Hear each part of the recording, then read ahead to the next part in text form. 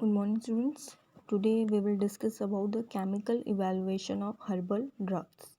इससे पहले हमने जो पढ़ा है उसमें बहुत सारे हमने जैसे ऑर्गेनोलेप्टिक, मॉर्फोलॉजिकल, माइक्रोस्कोपियल, फिजिकल, ठीक है। तो आज हम पढ़ेंगे केमिकल इवैल्यूएशन। तो केमिकल इवैल्यूएशन बेसिकली दो तरह के होंगे, एक है क्वालिटेटिव एंड क्वांटिटेटिव।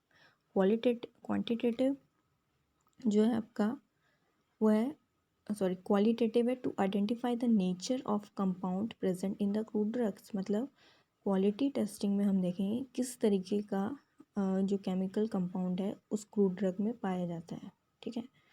क्वांटिटेटिव में it includes chemical assay and chromatographic methods which are used to quantify the chemical compound present in the crude drugs. इसमें हम जो टेक्निक्स होगी वो यूज़ करेंगे क्रोमेटोग्राफिक टेक्निक्स, जिसमें हम कंपाउंड को आइडेंटिफाई करेंगे। तो क्वालिटेटिव में जो टेस्ट होते हैं basically test for alkaloids, test for glycoside, test for phytosterol, test for tannin, phenol, ये सब आपने लैब में किया है। वो जो थी वो क्वालिटेटिव टेस्टिंग थी। क्वांटिटेटिव में आपका जितने भी आएंगे उसको वो डिफरेंट टाइप के टेस्ट होंगे जिसको हम क्रूड ड्रग्स का हम करेंगे, ओके। नेक्स्ट है आपका क्रोमेटोग्राफी। इसमें क्या होगा, TLC, HPTLC, column, HPLC, JLC, basically ये टेस्ट हम परफॉर्म करते हैं उनके एब्जॉर्बेंस पावर को देखने के। हम जो भी इसमें क्या रहता है, एक stationary phase and running phase, basically इस तरह आपने पढ़ा होगा इसके बारे में पहले भी। तो ये कुछ टेक्निक्स हम यूज़ करते हैं। नेक्स्ट है बायोलॉजिकल इवैल्यूएशन। तो बायोलॉजिकल इवैल्यूएशन में bitterness value, haemolytic activity, swelling index, foaming index, pesticide residues, micro organisms, radio active substances, तो इन सब की चीज़, इन सारे बायोलॉजिकल फैक्टर्स का हम क्या करते हैं, टेस्ट करते हैं, ओके।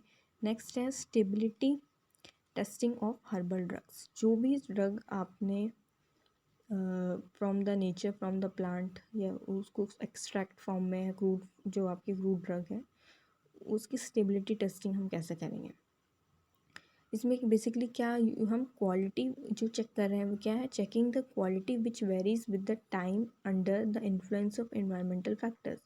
मतलब आपने जानते अगर सबसे बड़ा असर, सबसे बड़ा इसमें जो अफेक्ट पड़ता है हर्बल ड्रग्स का वो है उसका इन्वायरमेंटल फैक्टर, ठीक है। तो ये क्या हो सकते हैं इन्वायरमेंटल फैक्टर्स, जो temperature, humidity, light, oxygen, moisture, particle size of drug, microbial contamination, leaching from container. तो ये कुछ ऐसे फैक्टर्स हैं जो कि ड्रग की क्वालिटी को क्या कर सकता है, अफेक्ट कर सकता है, ख़राब कर सकता है, ठीक है। टेम्परेचर ज़्यादा हुआ, कम हुआ तो भी अफेक्ट करेगा। ह्यूमिडिटी की वजह से, मॉइस्चर की वजह से, ज़्यादा आप लाइट उस पर कम पड़ रही है, ज़्यादा पड़ रही है, ये फैक्टर्स कुछ होंगे जो उसकी स्टेबिलिटी को क्या कर सकते हैं, फ्लक्चुएट कर सकते हैं। Factors affecting the stability of herbal drugs, अभी ये हमने पढ़े। जैसे इन्वायरमेंटल फैक्टर्स होते हैं, ड्रग इंटरेक्शन, ड्रग इंटरेक्शन होती है दो तरह की। एक आपने मान लीजिए एक फॉर्मुलेशन बनाई है जिसमें वन या more than one drugs components हैं, तो हो सकता है वो आपस में क्या कर जाए, ड्रग इंटरेक्ट कर जाए। स्टोरेज कंडीशन, जहाँ भी आप इस ड्रग को स्टोर कर रहे हैं वो उसके लायक है या नहीं, जो एक GMP गाइडलाइंस के अंदर आते हैं या नहीं, ये देखना में बहुत ज़रूरी है। मॉइस्चर कंटेंट उस ड्रग का, मोल्ड ग्रोथ, ठीक है, micro organism, content variation, packaging interaction, insect attack and container. Container जो लीचिंग जैसे आप में है कि लीचिंग फ्रॉम द कंटेनर, या कंटेनर जो जिस कंटेनर में आपने जो अपनी ड्रग रखी है, ठीक है, जो उसका स्टोरेज आपने किया है, पैकेजिंग की है, सॉरी, तो उस वो कंटेनर उस ड्रग के अकॉर्डिंग है या नहीं, है ना। कहीं वो उसमें लीचिंग तो नहीं हो रही है, ये देखना बहुत ज़रूरी। पैकेजिंग जो है वो प्रॉपर होनी चाहिए। कहीं से भी अगर एयर एंटर कर रही है तो उस ड्रग को डिटोरेट कर सकती है, ख़राब कर सकती है। किसी भी तरीके से मॉइस्चर नहीं होना चाहिए। अगर मॉइस्चर रह जाता है तो माइक्रो ऑर्गेनिज्म जो ग्रोथ है वो हो सकती है, मोल्ड ग्रोथ जिसे हम कह सकते हैं, ठीक है। तो ये सारे कुछ ऐसे फैक्टर्स हैं जिनको हमें ध्यान रखना होता है during the preparation and storage of the herbal drugs, okay. Next है problem related to the herbal product stability. अब कौन सी ऐसी प्रॉब्लम्स हैं जो कि प्रोडक्ट को स्टेबल रखने में आती हैं, हम फेस करते हैं। Physical stability, the presence of impurities and reaction with the container. ये जो हर्ब्स हम फ्रॉम द फील्ड लेके आते हैं, फिर डिफरेंट प्रोसेस से होके वो गुजरती है, तो उसमें किसी भी तरीके से इम्प्योरिटीज़ रह जाती है। अगर वॉशिंग नहीं आपने की है, आपने सीविंग सही से नहीं की है, आपने उसका आइसोलेशन अच्छे से नहीं किया है, तो ये सारा कुछ अगर इम्प्योरिटीज़ उसमें रह जाएंगी तो ड्रग की स्टेबिलिटी को वो ख़राब करेंगे, जिसकी वजह से क्या होगा, ग्रोथ ऑफ माइक्रो ऑर्गेनिज्म और इंसेक्ट्स उसमें हो सकते हैं।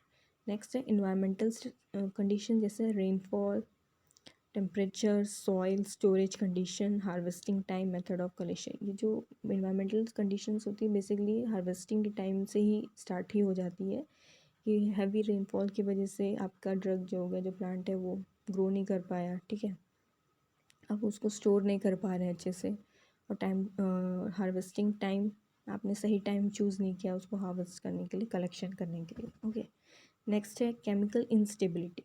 केमिकल इंस्टेबिलिटी क्या है, degradation during storage by oxidation, hydrolysis, crystallization, emulsion, breakdown, chemical reaction with additive and excipient. Chemical instability जो ऑक्सीडेशन हो रहा है, हाइड्रोलिसिस हो रहा है, क्रिस्टल फॉर्म बन रहा है, जो जो चीज़ें हमें नहीं चाहिए, एमल्सिफिकेशन हो रहा है, और chemical reaction with additives and excipients, जो जो भी आपने एडिटिव्स और एक्सिपिएंट्स यूज़ किए हैं during the formulation of drug, वो एक दूसरे से कॉम्पैटिबल नहीं है। कॉम्पैटिबिलिटी जो उनका जो परसेंटेज है बहुत ही कम है, जिसकी वजह से क्या होंगे, आपकी ड्रग की स्टेबिलिटी क्या हो जाएगी, कम हो जाएगी। नेक्स्ट है method to deal with herbal drug instability. तो ऐसे कौन से मेथड्स हम यूज़ करें ताकि ये सारी प्रॉब्लम्स हमारे सामने ना आए, तो वो है determination of physical parameters, physical stability के लिए डिटर्मिनेशन इम्प्योरिटीज़ प्रोफाइल, जो इम्प्योरिटीज़ हैं उनको फाइंड आउट करना और उनको हटाना वहाँ से, identification and quantification of all metabolites, control storage condition. तो ये कुछ ऐसे फैक्टर्स हैं जो कि बहुत ही ज़्यादा एसेंशियल हैं, बहुत ही ज़्यादा ज़रूरी हैं ताकि ये हमारे हर्बल ड्रग स्टेबिलिटी के लिए और ये इसको कंट्रोल में रह सके।